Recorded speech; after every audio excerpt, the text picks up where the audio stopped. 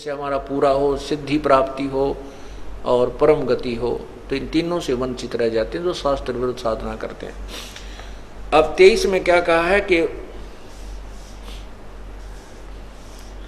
आपने पढ़ा 23 में कहा कि ये विधि अविधि पूर्वक अथवा अज्ञान पूर्वक है। 24 में क्या कहा है, क्योंकि संपूर्ण युगों का भोक्ता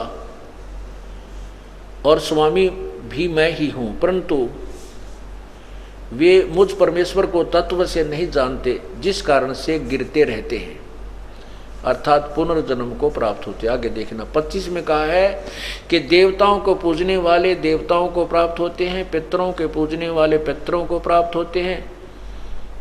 देवताओं को जैसे कोई ब्रह्मा विष्णु महेश आदि की पूजा करता है, उनके लोक में चला जाता है। पितरों के पूजने वाले पितर बन जाते हैं, जो श्राद्ध निकालते हैं वो भी पितर बन जाते हैं। जैसे श्राद्ध निकालते हैं, ये पितरों की पूजा है, और श्राद्ध निकालने वाले भी पितर ही बन जाते हैं, अर्थात उन्हीं के पास चले जाते हैं, क्योंकि शास्त्र विरुद्ध साधना करने से उनको मोक्ष नहीं होता और वो हानिकारक होती है। कहते हैं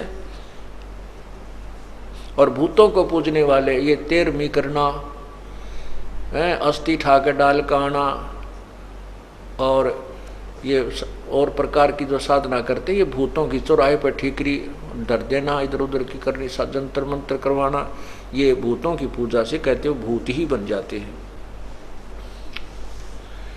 और मेरे पूजने वाले मुझको ही प्राप्त होते हैं।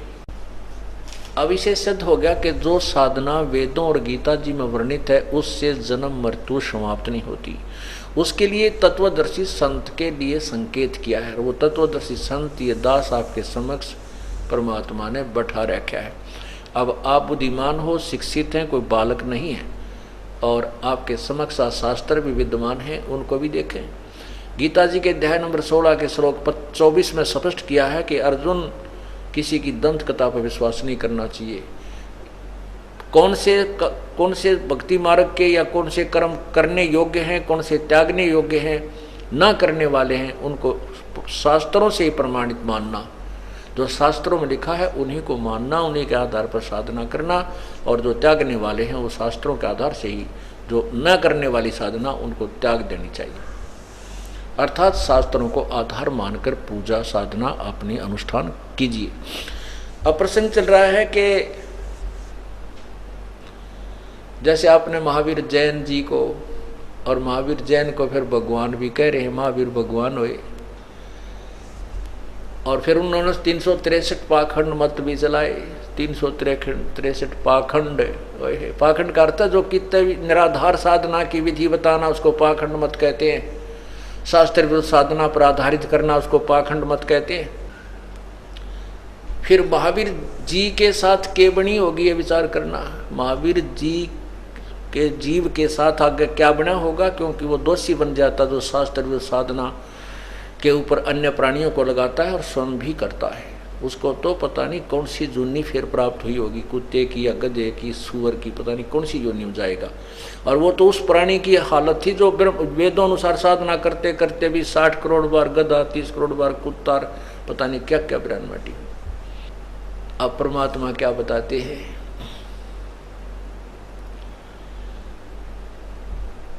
कोट जन्म तन भर मत होगे, कुछ ना हाथ लगा रे, कुकर सुकर खरबया बोरे, कौवा हंस बुगारे। कोटि जन्म तू राजा के, ना मिटी न मन की आशा, भिक्षुक हो के दर दर घूम लिया, मिला न निर्गुण रासा।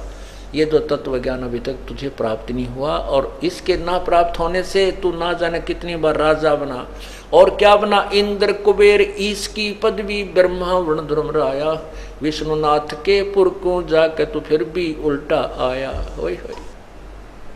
इंद्र स्वर्ग का राजा, देवताओं का राजा बनकर भी तेरे मन की संतुष्टि नहीं हुई।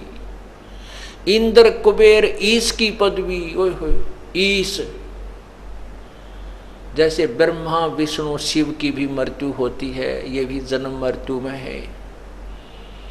अब ये भगवान की पदवी प्राप्त है, और इसके बाद ये 84 लाख योनियों में जाएंगे। क्योंकि देवी भागवत 3रे स्कंद गीता प्रेस गोरखपुर से प्रकाशित पृष्ठ 123 पर विष्णु जी दुर्गा की महिमा बताते हुए कहते हैं, तुम शुद्ध स्वरूपा हो, ये सब संसार तुम ही से उद्भासित हो रहा है, और मैं ब्रह्मा और शंकर आप ही से हमारी उत्पत्ति, हम आपसे ही जन्म हुआ है। हम नित्य नहीं, हमारा आविर्भाव जन्म और तिरोभाव मृत्यु हुआ करती है। शंकर भगवान कहता है, दुर्गा हे माता, जब आपसे ब्रह्मा भी उत्पन्न हुआ है, विष्णु भी आपसे जन्म हुआ, तो ये तमोगुणी लीला करने वाला मैं शंकर क्या तुम्हारी संतान नहीं हुआ? इंद्र कुबेर ईश की पदवी ब्रह्मा वरुण धर्मराया, विश्वनाथ के पुर को जाके तो फिर भी उल्टा आया।